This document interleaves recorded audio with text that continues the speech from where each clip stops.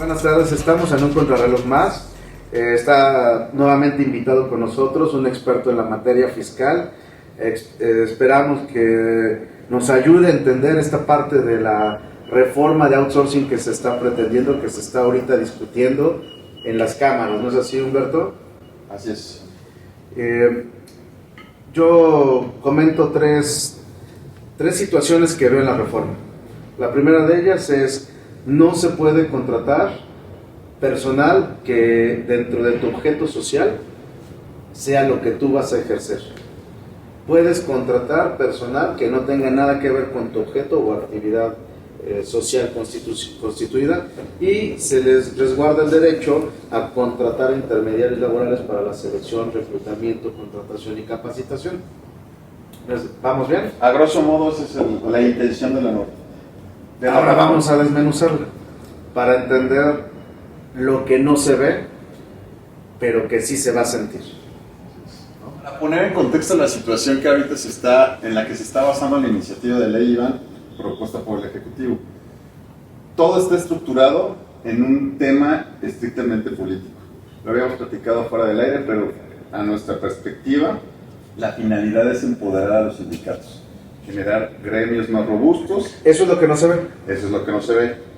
Pero fíjate que en la exposición de motivos lo dice, en un proyecto que armaron la Secretaría del Trabajo, el SAT, el IMSS y la UIF, justificaron que uno de los motivos o de las finalidades que se pretendía con esta iniciativa de ley era dotar a los trabajadores de la posibilidad de sindicalizarse y hacer estructuras más sólidas. ¿Qué quiere decir eso? Si tú buscas una de las grandes empresas, puede ser que su fuente de trabajo, su fuerza laboral, esté fragmentada en 5 o 6 grupos, o incluso hasta más. Eso implica que a lo mejor, si son trabajadores sindicalizados, estén afiliados a diferentes sindicatos, ya con las vertientes que te puedas imaginar. Un sindicato blanco o matizado con una situación de alianza patronal. Ahora, eso lo comentábamos en la mañana, ¿no?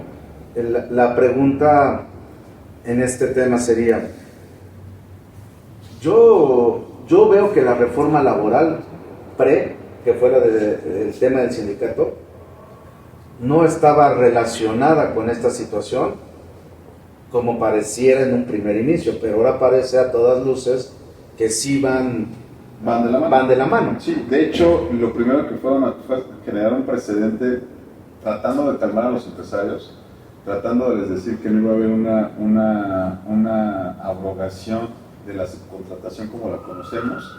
Trataron de fortalecer el esquema sindical, y después viene el golpe, ahorita certero, ley de impuestos sobre la renta, ley del IVA, Código Fiscal de la Federación, ley federal del trabajo. Entonces cerraron el círculo respecto de lo que podía materializarse encima de la pirámide, porque finalmente la base, claro, que es el tema de la estructura sindical, está sumamente empoderada, con reformas legales, constitucionales, y además también la cereza del pastel, que seguramente lo han escuchado, es ahorita otorgaron partidos políticos nuevos. Uno de ellos es de los sindicalistas más fuertes, que es brazo derecho del presidente, que es el ex senador Aces. Entonces, creo que parece que se vislumbra el escenario hacia dónde va esta reforma de prohibir, de nueva cuenta criminalizar la subcontratación laboral, pero además sin elementos técnicos. La justificación, si te das cuenta, Iván, es una reforma de 2012, 15A de la Ley Federal del Trabajo,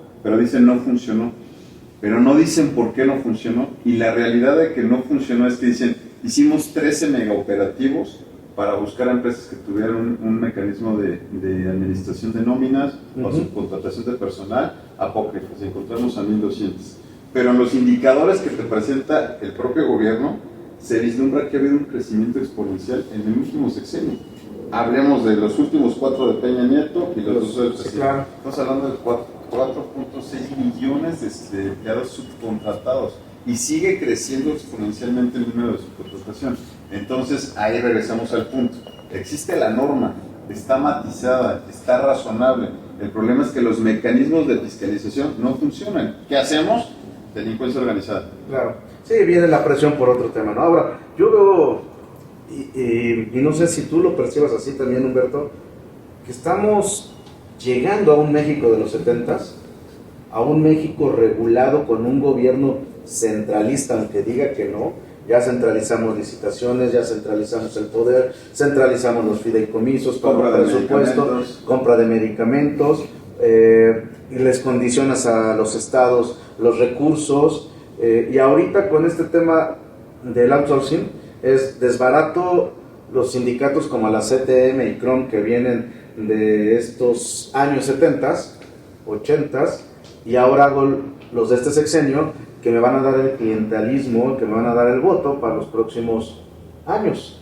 Tal vez no 70, tal vez 35, tal vez 30, pero sí estamos comprando o estamos comprándonos un boleto de alguna situación que puede venir a favor del partido político. Ese es el punto, que es estrictamente una decisión política. Creo que está claro la radiografía que estás haciendo. ¿Qué vamos a hacer? Adiós, un Alvester Gordillo, bueno, entre comillas. Ya supo cómo encontrar. Ya encontró cómo regresar a la figura, a la escena política. El problema es que ahorita lo que hicieron es destrozamos las estructuras sindicales que existían, CTM, CROC, etcétera, etcétera. Y ahorita lo que hacemos es generar una nueva estructura sindical con una nueva Alvester Gordillo, claro, con un nuevo Gamboa. Sí. Entonces, ahí el único tema es que están pasando la estafeta, pero hay una diferencia abismal. Una cosa es que lo hagas con cabildeo y trabajo político, y otra cosa es que ataques al empresario, ataques un esquema que finalmente tú lo has dicho reiteradamente, es a nivel mundial existe, tiene que existir, es una necesidad práctica. ¿Se abusa de él? Sí, se abusa de él. Ataca a los que abusan de él, pero no hagas de forma generalizada una cacería de brujas que lo único que va a hacer es, 1, encarecer la mano de obra, 2, eliminar esquemas que son necesarios para la operación de las empresas. Y vamos a un ejemplo práctico para que lo podamos dimensionar y el empresario pueda entender a qué nos enfrentamos. Tu objeto social tienes que encontrar el más amplio que te permita desde, si comercializas inmuebles, la comercialización de inmuebles hasta construir un estudio de mercado. ¿Qué más te gusta comercializar? Pero a ver, vamos un tanto más atrás. ¿El objeto social de qué le sirve a una persona moral? Es que si te vas al tema estrictamente fiscal, Iván, 1, razón de negocios, materialidad y sustancia económica. Si tú pones en tu empresa... Bueno, y que son las deducciones que podrás hacer. Para efectos de una deducción, pero a lo mejor si tú dices, oye, yo me dedico nada más a hacer plomería, y hoy me contratas para un estudio de mercado, pero a lo mejor de plomería, pero si en tu objeto social está que nada más puedes hacer instalaciones, estás fuera. Todo lo que yo gaste no va a ser deducible. Exactamente. La razón de negocios no se va a cumplir. No hay materialidad y no hay una sustancia económica.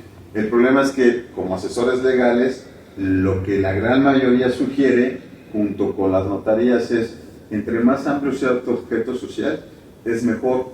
Porque incluso si se te olvidó poner que eres una inmobiliaria que construye, desarrolla, esto se puso muy serio, salud. Comercializa, pero no dice... Ya se terminó, por favor, nos ayudan. Si en tu acta constitutiva no dice que no puedes hacer un estudio de mercado inmobiliario, estás frito. Lo que gastes, lo vas a poder facturar, pero lo que tú gastes... Lo facturas, pero el que recibe el comprobante fiscal... No va a ser deducible. No va a ser deducible. Y para ti todo lo que tú erogues para ese ingreso no va a ser deducible. Exactamente. Es la importancia del objeto pero social. El problema es que se empieza a hacer una red. Si tú erogaste 10,000 pesos y de esa erogación tú percibiste un ingreso, eso no es suficiente. Tienes que acreditar que está en tu objeto social. Por eso se sugiere al cliente que entre más amplio y extenso sea el objeto social, menos posibilidades tienes de... Gracias. Menos posibilidades tienes de que ese acto incluso pueda ser nulo para efectos legales. Sí. ¿Estamos de acuerdo?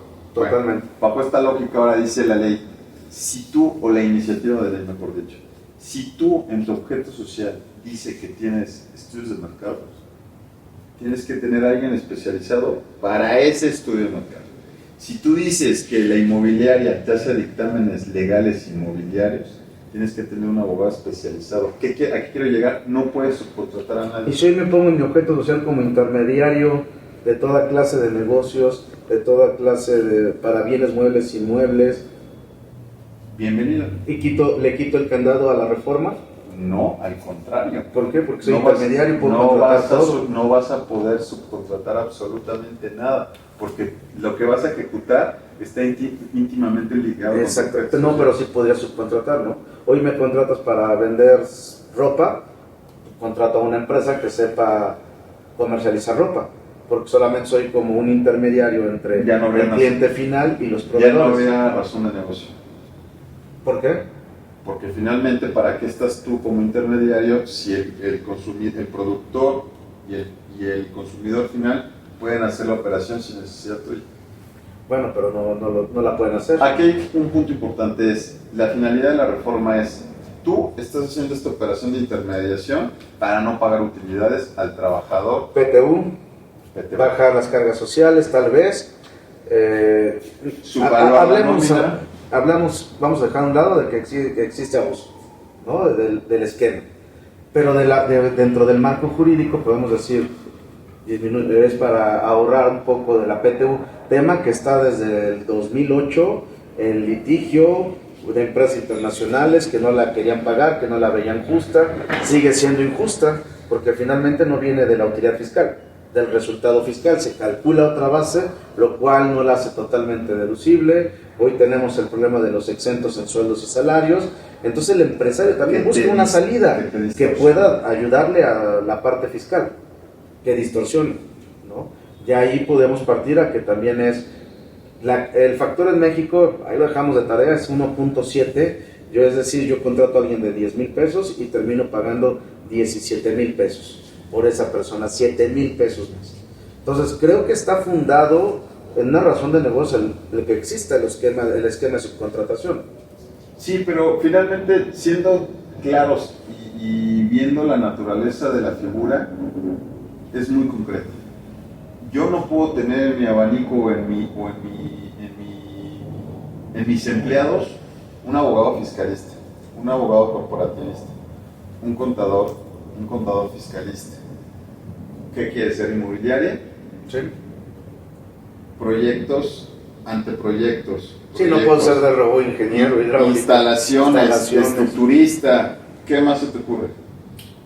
Simplemente el dibujante de planos. O sea, todo el abanico de prestadores de servicios profesionales que intervienen en un proceso, vámonos a constructivo, ninguna empresa, siendo el monstruo que quieras, va a ser especialista en todo, porque si tiene un especialista en cada una de esas ramas, de entrada tu negocio y el mío, adiós. Sí. Y el del estructurista, y el del DRO, y el del proyectista, y el de instalaciones.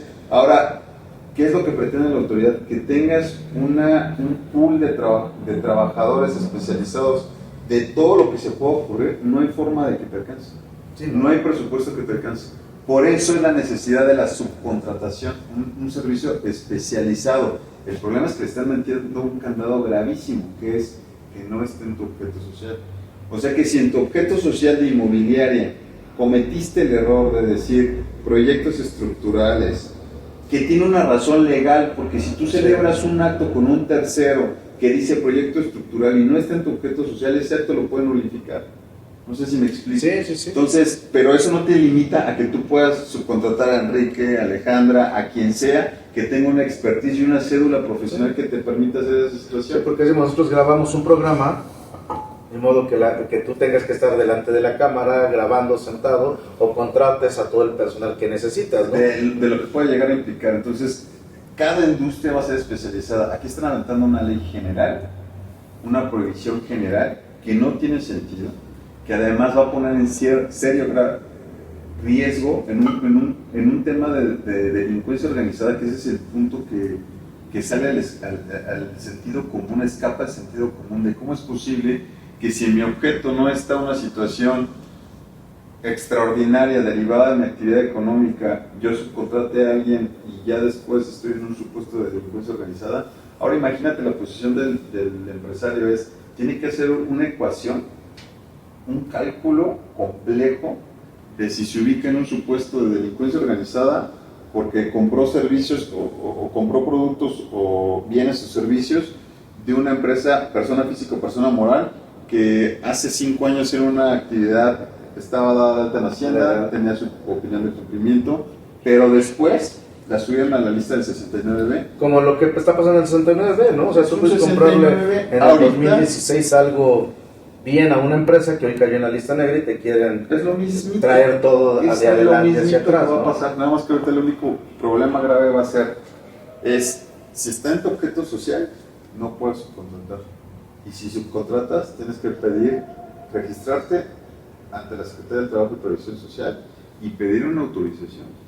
Oye, eso que también de la gente, sí, claro, lo de la Secretaría del Trabajo, lo que algunos estamos pensando en que yo como un hotel o un restaurante tenía cero trabajadores, porque fueron los que detonaron todo esto, ¿no? Pero imagínate que hoy de repente yo tenía 2 trabajadores porque todos los contrataban y hoy regresa la nómina conmigo de 200 trabajadores. Voy a ser revisable, estoy prendiendo la llama para decir tenía un trabajador y del 31 de diciembre al 1 de enero amanezco con 250 trabajadores, van a catalogarte. Fuiste outsourcing o utilizaste el esquema de outsourcing de forma abusiva, vámonos hacia atrás con un 69B para el que te dio la proveeduría, te dieron cargas fiscales, IVA, impuesto a la renta y ahora me lo debes todo. Así es. Modelo de recaudación 2021. Seguramente. ¿Ves desempleo? Está grave la situación y se va a seguir agravando. ¿Tú crees que cualquier empresario, el grueso de las empresas, que te gusta un 80%, Salud, perdón. va a poder con esta carga que acabas de dar? No. No hay forma de que lo puedan hacer. Ahora el tema de la subcontratación era un elemento o es un elemento o un mecanismo que se convierte en indispensable para muchos empresarios, porque a lo mejor tu giro está especializada en consultoría fiscal, pero si mañana te contratan para hacer una auditoría, contratas auditores, subcontratas auditores o subcontratas un despacho de auditoría con la intención de seguir en la línea de negocio y no cerrar tu empresa.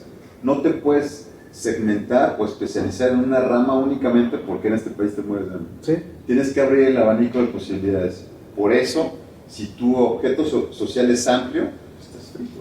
No vas a poder hacer absolutamente nada. Y si está restringido tu objeto social, peor aún porque tienes que subcontratar servicios especializados y justificar la razón de negocio. Cierre de empresas. Al oeste. Como ya está pasando. ¿Crees que la reforma sí sea generar un cambio del 31 de diciembre al 1 de enero? De la noche a la mañana. Sí, un cambio radical y catastrófico. ¿Recomendamos que lo empiecen a trabajar? Sugerencias de forma inmediata. Es una iniciativa. Bueno, primero, ¿la iniciativa cuándo crees que se apruebe? Tiene que pasar un proceso legislativo, tiene que ir a la Cámara de Diputados, después a la Cámara de Senadores. Si ya está cabildeada, que lo dudo, por la forma en la que lo están sacando, por el momento político en el que estamos viviendo México, la situación coyuntural que vive México, no creo que sea una reforma que ya esté cabildeada. Seguramente va a haber una disputa muy fuerte, como pasó con el tema de los fideicomisos. ¿Habrá sesión extraordinaria? Seguramente porque ya va a terminar el periodo seguramente ordinario. va a haber un periodo extraordinario y seguramente va a caminar por la mayoría que tiene Morena. Ojo, la están mandando antes del 21. Seguramente se va a reconfigurar el Congreso. Seguramente Morena no está tan confiado de que vuelvan a tener mayoría. Que es la puerta que podemos encontrar las empresas para decir posiblemente no se apruebe. Es una iniciativa de ley, pero ahorita, por cómo está la estructura política, es muy probable que pueda prosperar. La época del año es idónea para que prospere. Los problemas del país, económicos, la pandemia y la urgencia de salir adelante a los empresarios nos tiene con una venda en los ojos. Todos estamos preocupados por la nómina, por aguinaldos, por rentas, por flujo, por estructurar, por tomar decisiones drásticas si se recorta personal para el cierre de este año e iniciar el siguiente ejercicio con un escenario un poco menos asfixiante. Pero eso puede implicar a que el gobierno capitalice esa situación y, como tú lo sabes, te aviente una reforma del 31 de diciembre a las 11:30 de la noche. Claro, que todos estamos brindando, estamos cenando, vacacionando. No, ya no, porque es Morena. Porque es Morena, es Morena. No van a estar el 31 de diciembre. Probablemente que tienen que cuidar los derechos laborales. Sí, como lo han estado haciendo en el SAT, en el CONSAID, en el IMSS, todas las dependencias. Entonces, seguramente eso va a implicar que pueda prosperar esta reforma. Y el problema grave es que va a tener consecuencias en muchísimos sectores. Yo creo que lo que tienen que hacer ahorita todos los empresarios, todos nuestros clientes, es analizar los objetos sociales de las actas constitutivas. Porque te apuesto que la gran mayoría ni siquiera los tiene presentes. Hay que leerlos, subrayarlos y ver cuál es la actividad que ha sido preponderante en los últimos 5 ejercicios. Si ha sido diseñar proyectos, si ha sido ejecutar obras, si ha sido la comercialización de lámparas, cuando originalmente tú te habías constituido para comercializar luminarias, focos, y ha cambiado la dinámica de negocio. Hay que hacer una adecuación, un acta de asamblea, en donde se modifique el objeto social, hay que mandarlo a inscribir y tratar de replantear el esquema de negocio. Punto número 1, tengas o no subcontratada la nómina. Punto número 2, si tienes subcontratada la nómina, tienes que hacer ese vaciado, revisar la estructura bajo la cual tienes contratado el servicio y revisar las áreas de oportunidad y los factores de riesgo, porque ahorita ya no nada más raya en un tema de deducibilidad y de que te pueda revisar cargas sociales en el problema podría radicar en la cosa. Pues bueno, pues ahí tenemos que este tema, híjole, va a dar mucho de qué hablar, yo creo que en los próximos meses. Compartimos la idea de que creo que la relación jurídica inicial es la empresa.